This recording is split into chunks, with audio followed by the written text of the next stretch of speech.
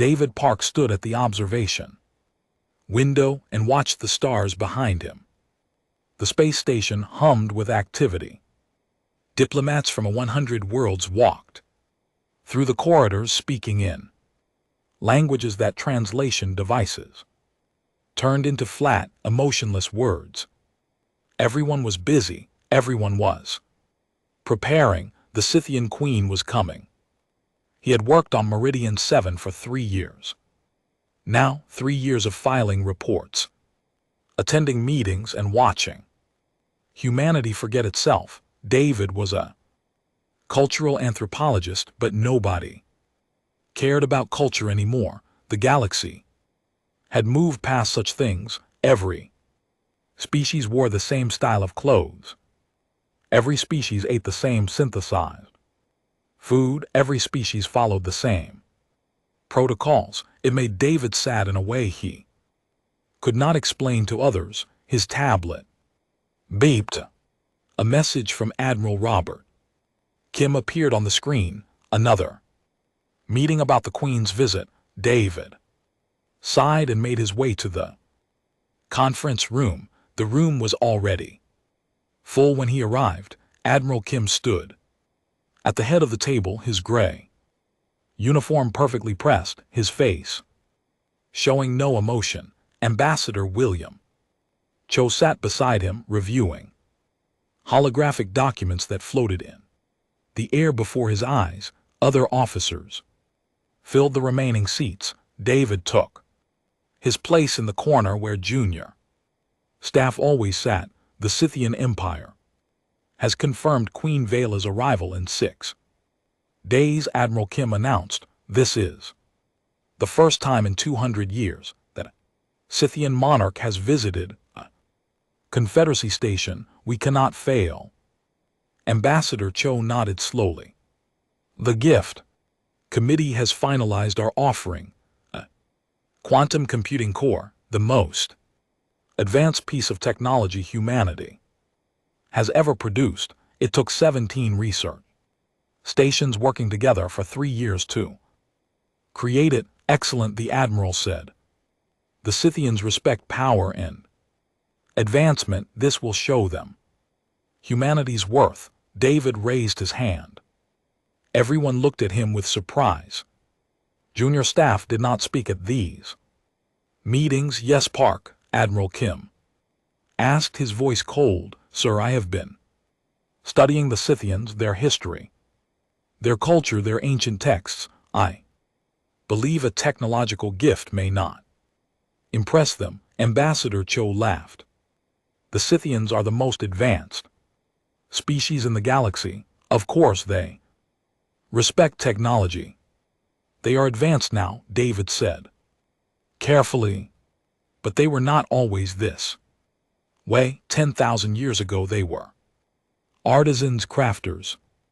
They made things with their hands. Their old writings speak of something they called soul touch creations, objects that carried the maker's spirit inside them. The room was silent. Admiral Kim's eyes narrowed. What are you suggesting, Park? I am suggesting that perhaps the Queen has seen every technological wonder the galaxy can offer. Perhaps she has received 1,000 quantum cores, million rare minerals, 1 billion credits worth of treasures. Perhaps what she has not seen in a very long time is something simple, something made by hands, something with meaning.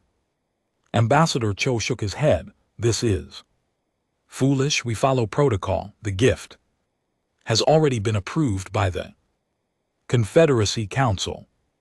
Park, Admiral Kim said, your job is to file reports, not to make diplomatic decisions. The quantum core will be our gift. This discussion is over. David nodded and said nothing more, but inside his chest something burned. He knew he was right. He had spent his whole life studying the things that people forgot.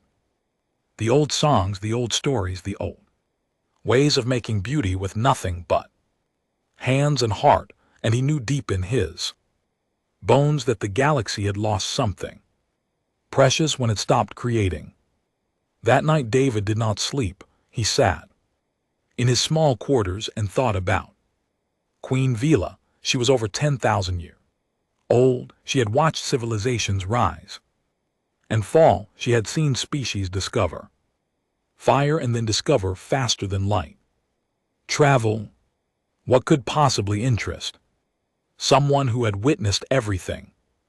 The answer came to him slowly, like sunrise over a mountain. She had seen everything the galaxy could produce, but she had not seen what the galaxy had stopped producing. She had not seen the old ways, the forgotten arts, the things that machines could not make because machines did not have souls. David stood up and walked to his storage locker. Inside, hidden behind his uniforms, was a box he had carried with him for 15 years. He opened it carefully. Inside lay sheets of paper, real paper made from plant fibers that he had traded 6 months of food credits to obtain. There were bottles of ink that he had mixed himself from natural pigments. There were brushes made from animal hair, something so rare in this age that most people did not believe such things existed. He had learned the old arts from his grandmother before she died.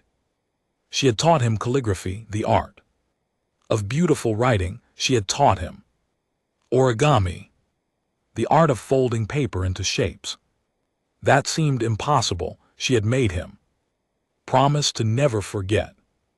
The machines can copy anything, she had told him when he was young. They can make perfect replicas of any object, but they cannot copy the love that goes into making something with your hands. They cannot copy the hours of practice, the failures, the small improvements. They cannot copy the soul.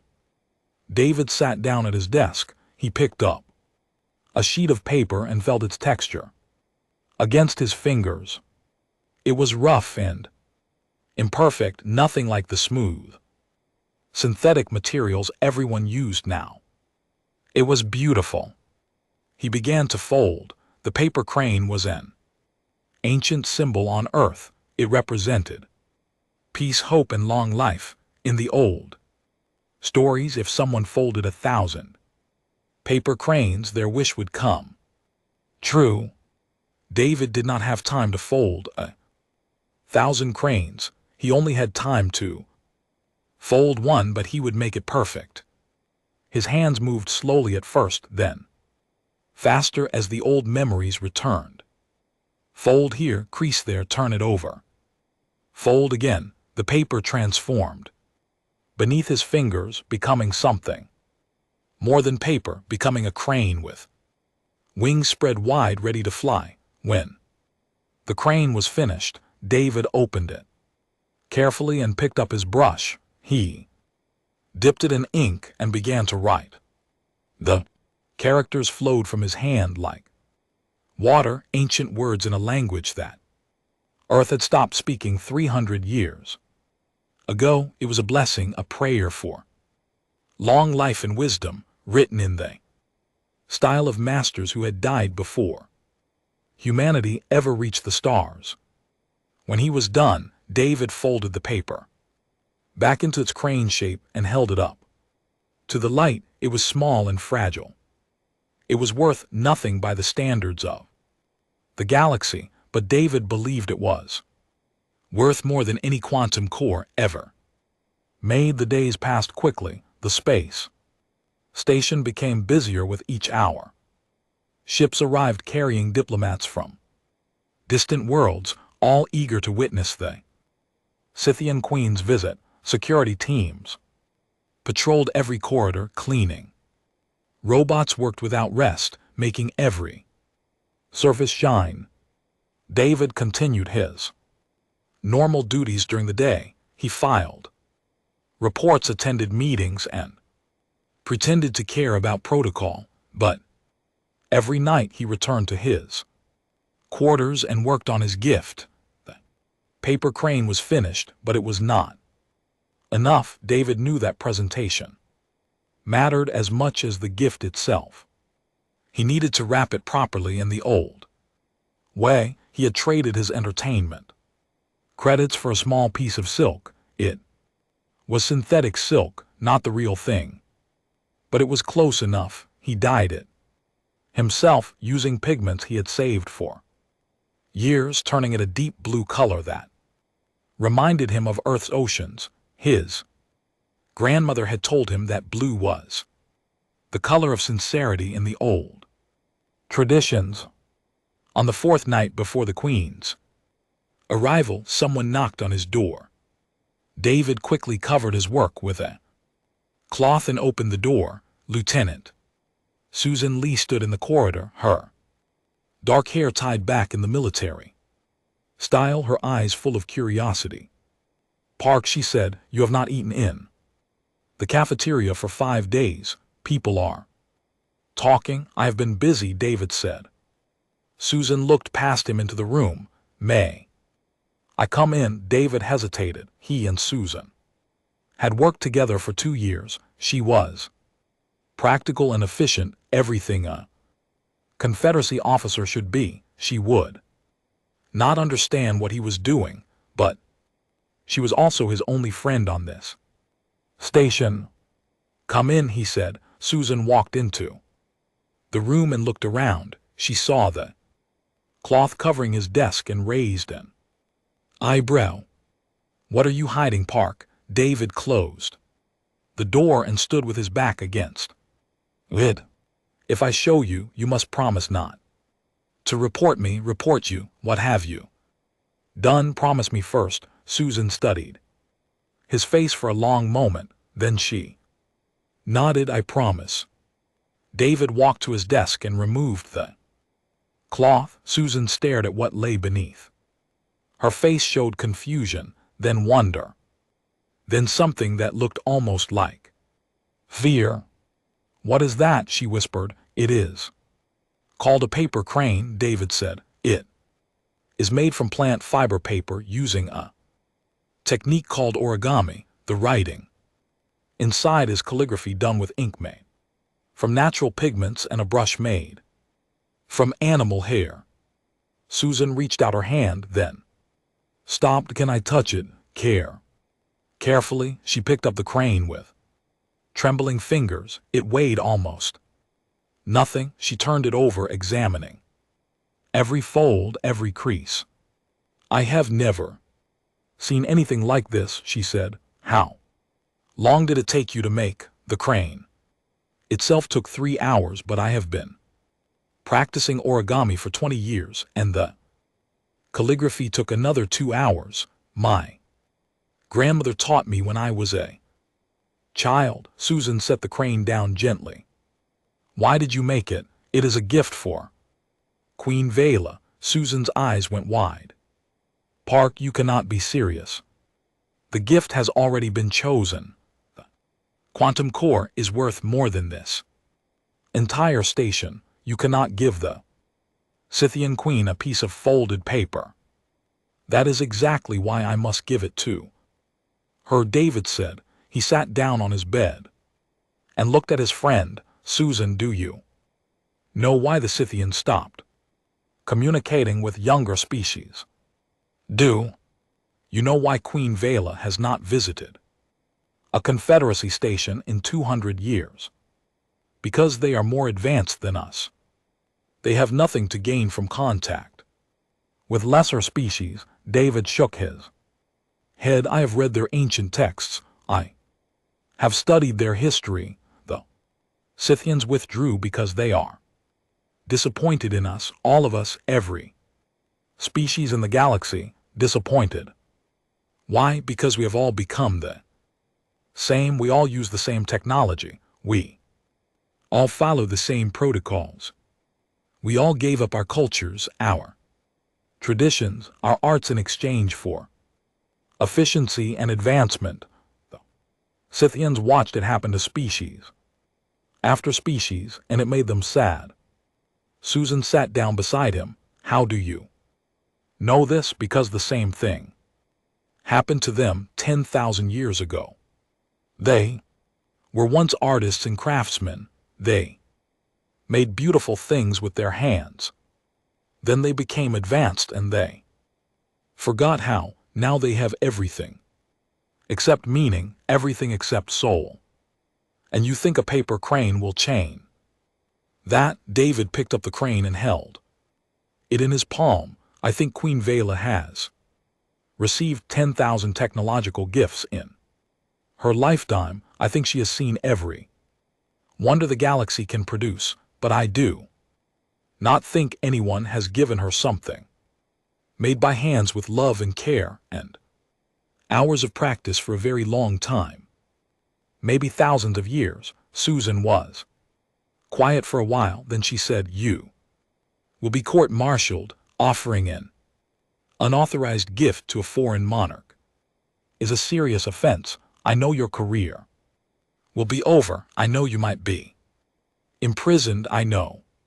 Susan looked at him with eyes that held both pity and respect. "Then why do it?" David smiled sadly. "Because my grandmother made me promise to never let the old ways die. Because I believe that what we make with our hands matters more than what machines make for us. Because I think the galaxy has forgotten something important, and maybe, just maybe, this small paper crane can help it remember." Susan stood up and walked to the door. She opened it, then stopped and looked back at David. "I think you are a fool," she said, "but I also think you might be the bravest person I have ever met. I will not report you, Park. Whatever happens, I will not report you. Thank you, Susan." She nodded and left, closing the door softly behind her. David turned back to his work. He had 2 more days to prepare.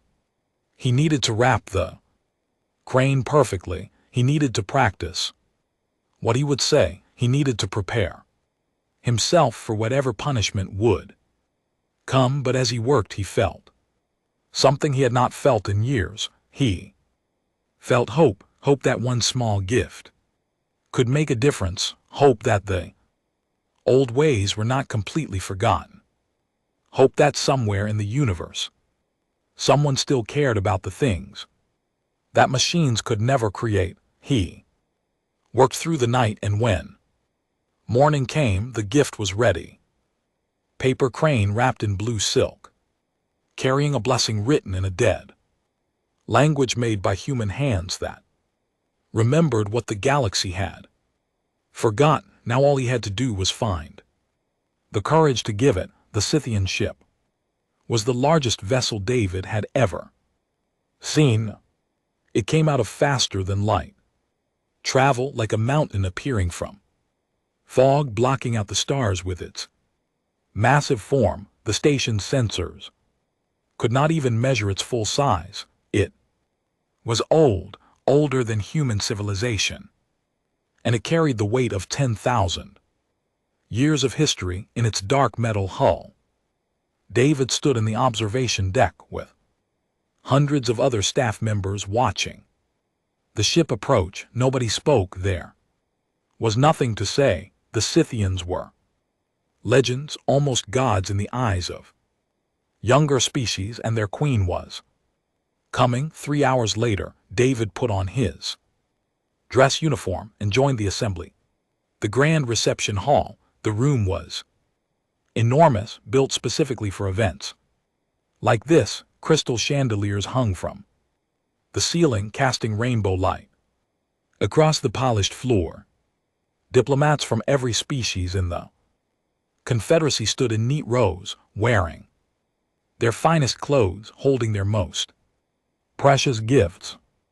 David stood at the back, where junior staff belonged. In his pocket, wrapped in blue silk, was the paper crane. His heart beat so fast he thought everyone must be able to hear it. The doors at the far end of the hall opened. Queen Vela entered, and the room fell completely silent. She was tall, taller than any human, with scales that shimmered like liquid metal under the lights. Her eyes were ancient, deep pools of silver that seemed to see everything at once.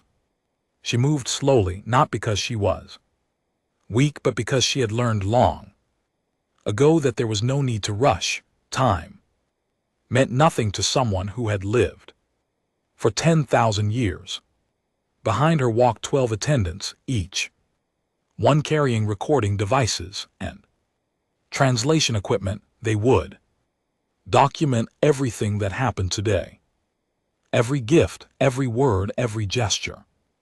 Queen Vela took her seat on a platform at the front of the hall. She did not smile, she did not frown. Her face showed nothing at all, and somehow that was more frightening than anger. "Let the ceremony begin," said her chief attendant, a tall Scythian with scars on his face. One by one, the species of the Confederacy approached the queen and presented their gifts. The Valorans offered a crystal that contained the light of a dying star, captured at the moment of its death.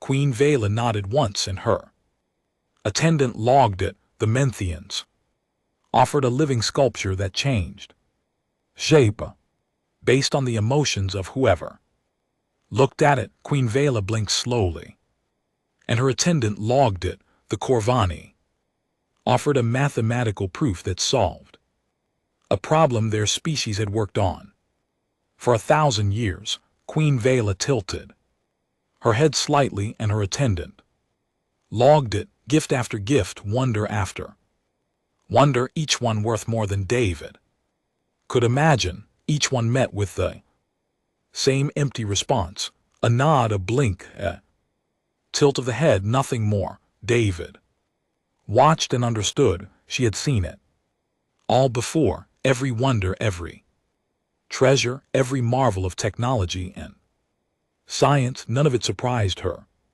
anymore. None of it touched her heart. Finally, it was humanity's turn. Ambassador William Cho walked forward, followed by 2 soldiers carrying a black case.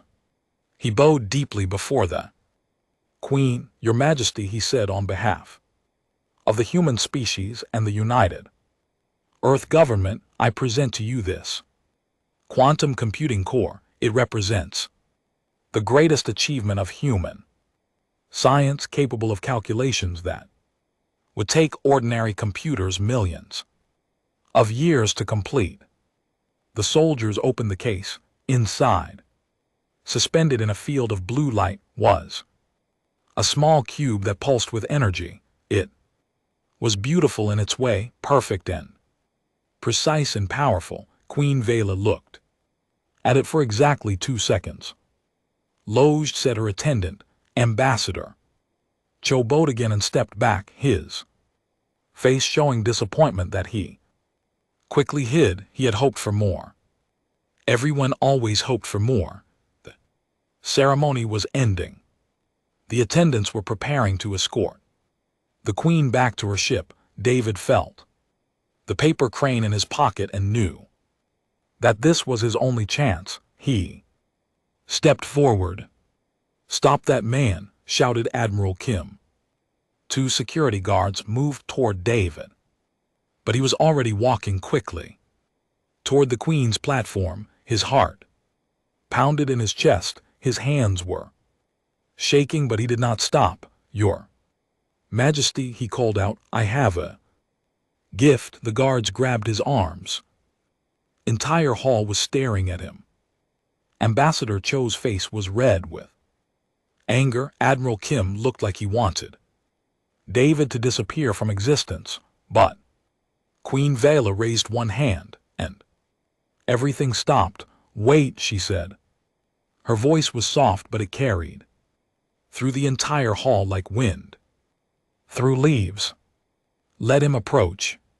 The guards released David. He walked forward on legs that felt like water. When he reached the platform, he knelt down and pulled the blue silk package from his pocket. "Your Majesty," he said, his voice trembling, "this gift is not from the human government. It is from me, from one being to another. It is Something I made with my own hands. He unwrapped the silk carefully, revealing the paper crane in this hall of crystal and light and ancient technology. It looked impossibly small, impossibly fragile, impossibly foolish. It is called a paper crane, David continued. It is made using a technique called origami that humans practiced thousands of years ago before we reached the stars. Inside is a blessing written in calligraphy in a language that my people stopped speaking 300 years ago. The paper is made from plant fibers. The ink is made from natural pigments. Everything was made by my hands using skills my grandmother taught me when I was a child. Queen Vela leaned forward. For the first time since entering the hall, her expression changed. Something flickered in those ancient silver eyes. Interest, curiosity, and something else that David could not name. She reached out and took the crane from his hands. Her touch was gentle, careful, as if she were holding something precious beyond measure. She unfolded it slowly, revealing the calligraphy inside. Her eyes moved across the characters, reading the blessing that David had written. For a long moment she did not speak. The entire hall held its breath. Then Queen Vela looked at David, and he saw something in her eyes that shocked him. Tears.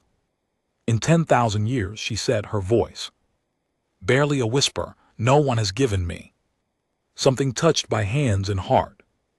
Not once, not from any species. They all gave me wonders made by machines, treasures produced by factories, marvels of efficiency and power. She held up the paper crane, but no one gave me this. No one gave me something with soul. She stood from her seat, towering over David, her tears falling like silver rain. Only one human still comprehends what the galaxy has forgotten, she said loud enough for everyone to hear, and that is you. The hall erupted in whispers. Ambassadors looked at each other in confusion. Admiral Kim's mouth hung open. Ambassador Cho stared at the paper crane as if seeing it for the first time. David knelt before the queen, unable to speak, unable to move, unable to believe what was happening. Queen Vela smiled, and it was the first smile she had smiled in 1,000 years. Rise, she said, we have much to discuss. David had never been inside a Scythian ship. No human had, at least not in the last 500 years. As he walked through corridors that seemed to stretch forever following Queen Vela's attendants, he tried to understand what was happening. The ship was not what he had expected. From outside it looked like cold metal and hard technology, but inside the walls were covered with strange patterns that seemed almost organic. The floors were warm beneath his feet. The air smelled like flowers he could not name. The attendant stopped before a massive door made of something that looked like glass but was probably harder than any metal humans had ever created. The door opened silently, and David stepped through. He found himself in a room filled with wonders. Everywhere he looked, there were objects displayed on pedestals and shelves, but they were not technological marvels. They were not weapons or computers or machines. They were art. Sculptures carved from stone, paintings made with real pigments, pottery shaped by hands, jewelry crafted with simple tools. Queen Vela stood in the center of the room, still holding David's paper crane. This is my private collection, she said. No one outside my family has seen it in 3,000 years. David walked slowly through the room, his eyes wide with amazement. He recognized some of the styles. That sculpture looked like something from Ancient Earth, maybe Greek or Roman. That painting used techniques similar to Chinese masters, but most of the objects came from species he did not recognize, created by hands that had turned to dust. Millions of years ago, these are all handmade, David whispered, all of them. Yes, Queen Vela set his paper crane on an empty pedestal, placing it with the same care she might give to the most precious jewel. I have collected them for 10,000 years. Each one was made by a being who understood what most of the galaxy has forgotten. What have they forgotten, Your Majesty? Queen Vela turned to face him. In the soft light of this room, she looked less like a goddess and more like a grandmother, old, tired, sad. They have forgotten why we create, she said. They have forgotten that the purpose of making things is not efficiency. It is not to produce more, faster, cheaper. The purpose of creation is to put something of ourselves into the world, to leave a mark that says, I was here, I felt this, I wanted to share this feeling with you. She walked to a shelf and picked up a small clay bowl. It was lopsided, imperfect, clearly made by beginner. A Sian child made this 12,000 years ago. She said it was a gift for her mother. The mother treasured it above all her other possessions. When the mother died, her family gave it to me, hoping I would remember their people. She set the bowl down gently. Their species does not exist anymore. They evolved, they advanced, they became efficient, and then they simply stopped. Stopped creating, stopped caring, stopped existing. That is terrible. David said it is what happens to every species. Eventually we gain power, we gain technology, we gain efficiency, and we lose soul. Queen Vela sat down on a chair that seemed to grow from the floor itself. The Scythians are no different. 10,000 years ago, every child learned to shape crystal with their hands. It took years of practice. The results were imperfect, but those imperfections were beautiful. They showed that a living being had made them, not a machine. What happened? Machines happened. We invented devices that could shape crystal perfectly in seconds. Why spend years learning when a machine could do it better? Why accept imperfection when perfection was available within 3 generations? The art was dead. The last Scythian crystal shaper died 4,000 years ago. She paused. I watched her die. I held her hand. She was my daughter. David felt tears forming in his eyes. I am so sorry. Do not be sorry. Be different. Queen Vela leaned forward. I have watched the younger species for thousands of years, hoping to find one that would resist, one that would remember, one that would choose soul over efficiency. They all failed. The Valorans gave up their music. The Menthians gave up their dance. The Corvani gave up their poetry. Species after species following the same path, forgetting, fading, becoming empty. And humans were my last hope. You were so creative, so passionate, so determined to make beautiful things. Your planet was covered with art and music and stories, but then you joined the Confederacy and you began to forget too. You gave up your languages, your traditions, your crafts. You became like everyone else. She shook her head. Slowly, I stopped visiting because I could not bear to watch it happen again. David thought of Earth. He thought of the ancient temples that had been torn down to build landing pads, the museums that had been converted to data centers, the languages that had been abandoned because everyone spoke standard now. His grandmother had been one of the last people who remembered the old ways, And when she died, he thought he might be the only one left. But you remembered, Queen Vila said. You made this crane with your hands. You wrote in a language nobody speaks. You preserved something that the galaxy is trying to forget. She stood and walked toward him. Tell me, David Park, why?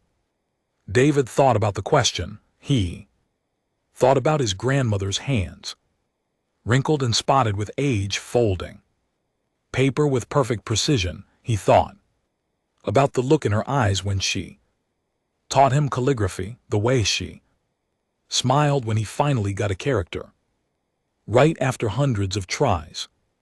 He thought about her voice on the day she died, making him promise to never forget, because the things we make with our hands contain something that machines cannot copy. David said, the hours of practice, the failures, the small improvements, the love.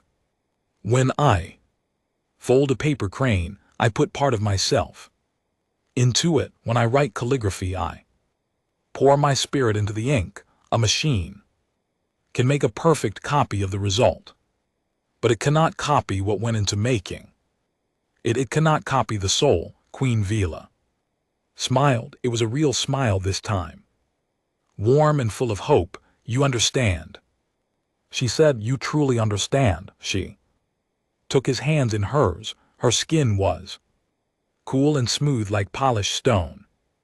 David Park, I want you to teach my people to create again. I want you to show them what they have forgotten. I want you to help us find our souls. David's heart stopped. Your Majesty, I am just a junior diplomat. I am nobody. You are the only person in the galaxy who still comprehends. That makes you the most important person I have met in 1,000 years. She released his hands and walked to a window that showed the stars beyond. I will make an announcement to the Confederacy. I will request you as humanity's cultural ambassador to the Scythian Empire. Your government will not refuse me. No one refuses the Scythians. But I have so little to teach. I only know a few arts: origami, calligraphy, some pottery, some weaving. That is enough. Queen Vila turned back to face him. You know the most important thing of all. You know that creation is not about the result. It is about the process. It is about putting your soul into the world. She pointed at the paper crane on its pedestal. That crane is worth more to me than every technological wonder in this galaxy, because you made it, because you cared, because you remembered. David looked at the crane. Small, fragile, imperfect, perfect. I will do it, he said. I will teach anyone who wants to learn. Queen Vila nodded slowly. Then let us begin a new age, an age of remembering, an age of creation, an age of soul.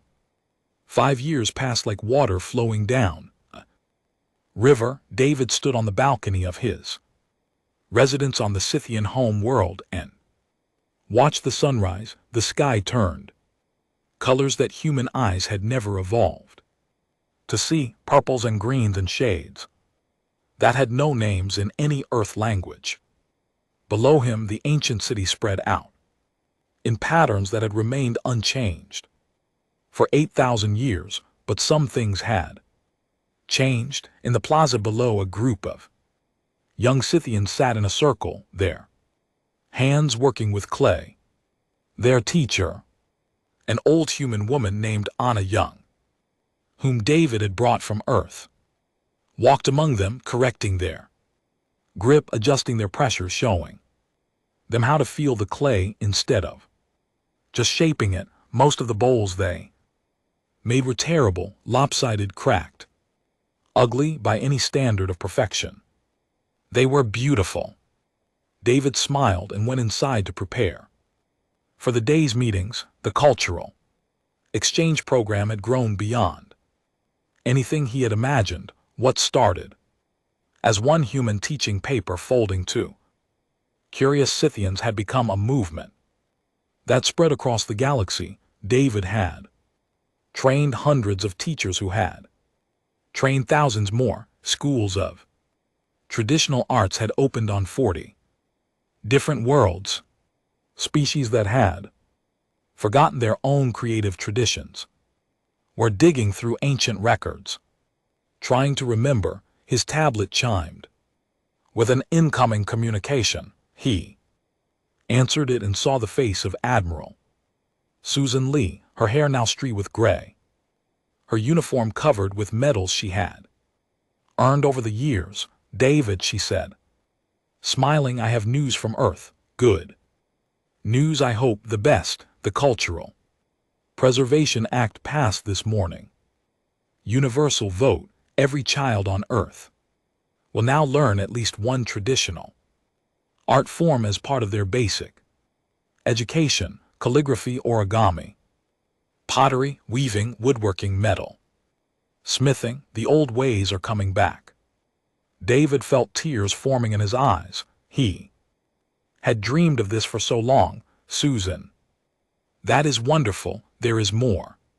The Confederacy Council has officially recognized traditional creation as a protected cultural practice. Any species that wants to revive their old arts will receive resources and support." It passed because of you, David. Because of what you started with one paper crane. After the call ended, David sat quietly.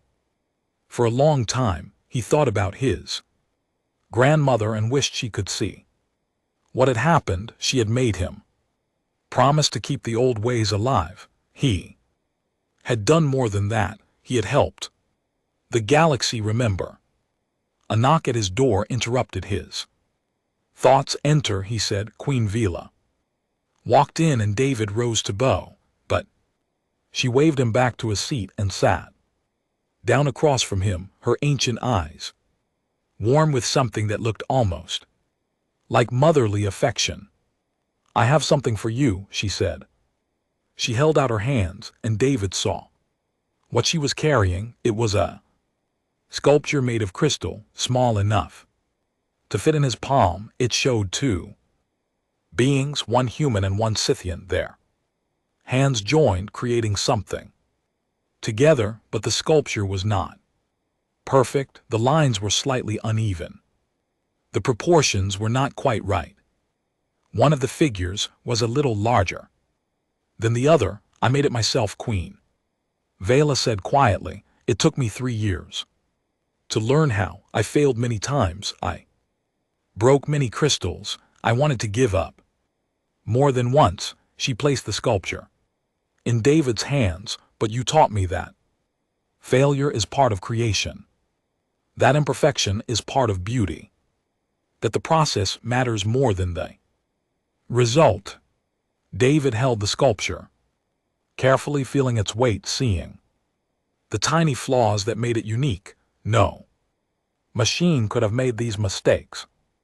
No factory could have produced these imperfections. This crystal had been shaped by hands that were 10,000 years old, hands that had forgotten how to create and then learned again. "It is the most beautiful thing I have ever received," David said. "You gave me a paper crane that changed my life." Queen Vale replied. This seemed like a fair exchange.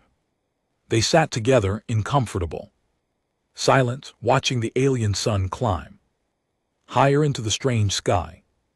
Later that day, David traveled to the spaceport to welcome a group of visitors from Earth. Among them was a class of children, the first student group to visit the Scythian home world as part of the new cultural exchange program. He found them in the arrival hall, wittied and nervous, clutching small bags that contained gifts they had made themselves. Their teacher, a young man named Peter Moon, was trying to keep them organized. Mr. Park called one of the children, a little girl with braided black hair. Mr. Park, I made something for you. David knelt down to her level. What is your name?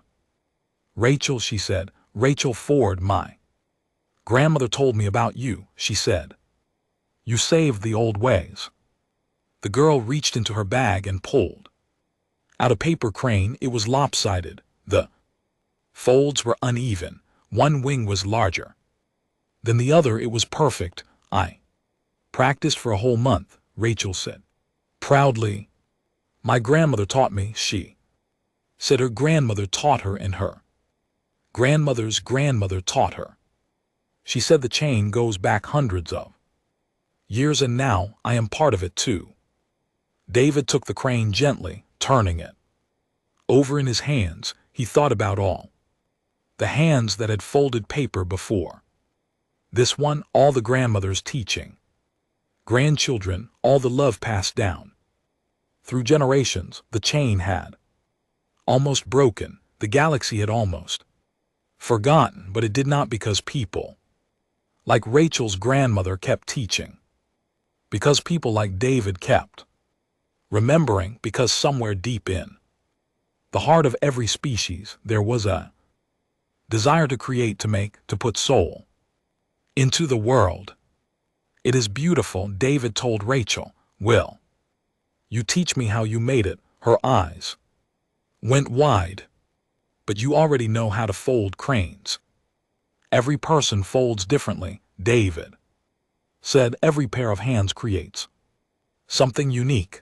I would be honored to learn your way. Rachel beamed with pride and took his hand.